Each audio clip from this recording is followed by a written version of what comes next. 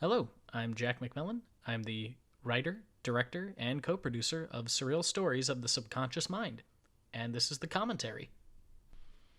So, the film really spawned from an idea I had where I just wanted to make a film that was nothing but pictures. And so I pitched it to a friend of mine, Genevieve, who's an amazing photographer. I said, "Hey, Jen, I have this idea. I want to make a film that's nothing but photographs." And she's like, "Oh, cool. So what's the story?" And I was like, I don't have one. So so we sat down and we started workshopping ideas before we settled on making a film about dreams. Because, when you recall memories and just dreams in general, they don't play out like a movie. You get stark, fragmented images that really stick out to you. So that's kind of where our starting point was with utilizing the photos. And from there, the film kind of became a prime example of just working with what you have. We said to ourselves, okay, Genevieve has a film camera and she wants to utilize different types of films. Let's have that reflect each character. And we have a beach. Okay, so let's go to the beach for a story. Okay, we have the woods. Let's utilize that. We have a riverfront that looks really beautiful. We have a cafe in town that has lots of cats. Okay, let's utilize that. So it was very much utilizing all these pieces that we just had to work with and then making a film out of that, which was a very fun creative restriction in a sense. And even all the actresses in the film are just my three roommates. I lived in a house of 5, and these are my 3 roommates who are all performing arts majors. So I was like, hey, this is perfect. You all have a part.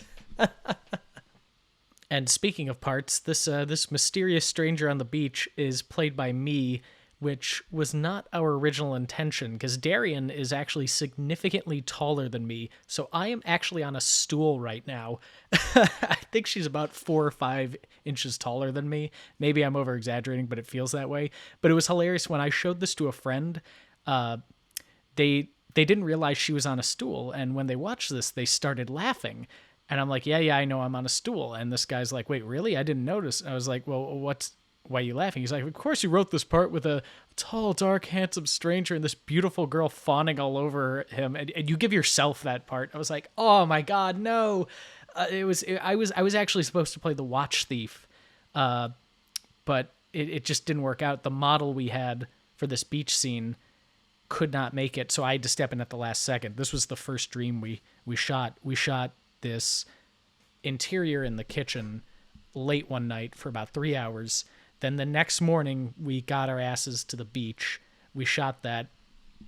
And then I believe we shot the third story next. And then we had to wait a month to film this because of availability and weather restrictions. Because we wanted a lot of outdoor. And the watch thief here is no spoiler, but that's played by Jenna, the character who plays Bella in the third story.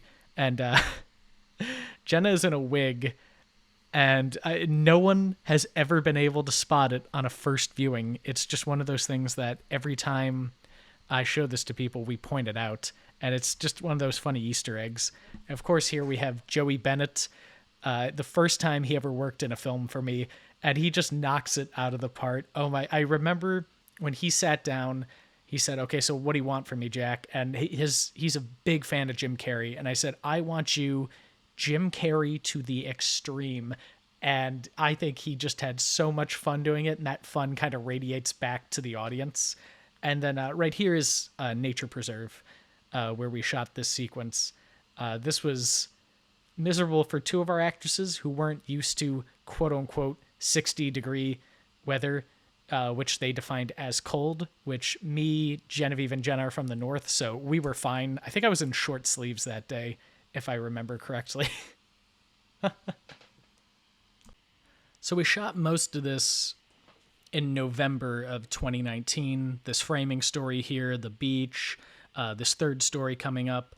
And then we had to take a bit of a hiatus because we were all on winter break. We were all in college at the time we made this. And when Summer, the second actress of the second story, came back, we did her story. And then I think it took Jen about a month to edit the film. So I'd say around February of 2020, she finished. And then I recorded all the actresses in late February, early March of 2020. So we got all the pieces together. And then the shutdown happened, or the lockdown, sorry. of COVID. And so we were all dispersed. So I was working at home, editing the sound, putting in the images, doing the Foley by myself, asking Jen to record her dog barking, which her dog Delilah is actually the one barking, because Zoe doesn't really bark anymore. And so that was something that we knew we were going to have to get a dog barking at some point.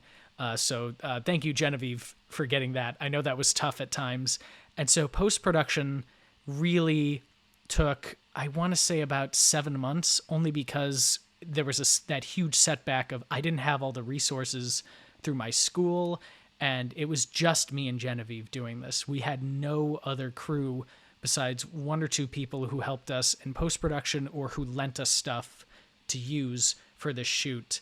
Like the dress that Darian wears was Genevieve's roommate's dress, which we are so thankful for. Another shout out I want to say is I think Zoe is the greatest actress I've ever worked with. When we needed Zoe to be angry, she looked angry. When we needed her to look happy, she looked happy. And we shot all of the stories, these little segments on film, but the framing story was digital to kind of make it seem familiar to people. And so the fact that Zoe was able to do everything in one take was incredible. And not only that, but the fact that Genevieve was able to get it all in one take was incredible. Like those running shots were insanely difficult, and we didn't know if we got them until, weeks after the film was developed. So it was almost like being an old-time filmmaker in that sense. And so it was really exciting but nerve-wracking. This shot right here, the blood on the ground, that was a pickup. There was actually a problem with developing. That was the only picture that came back. I can't remember if it was damaged or if it bled in with another developed photo, but we had to redo that one on digital, unfortunately, because the original was such a great shot. But that's just what happens with film sometimes. Mistakes that are out of your control happen. But real quick, some little location trivia that I forgot to mention. So these woods right here are not actually behind our house. It's down the street from where we were living at the time. But there were woods behind the house, right outside that door. They just weren't dense enough. And when Jenna is walking with Zoe, that's actually like 4 blocks north of where we were. But you would never know. So I just think it's a little funny trivia between me and everybody who I lived with, because we're just like, yeah, that's not how the backyard was set up at all. But, it's been probably about 2 or 3 years since we worked on this film. So I almost forget about that, because it's not something you're very, conscious about when you do that. And right here, of course, is the hand on Jenna's face. And oh my God. So that person in all black is me.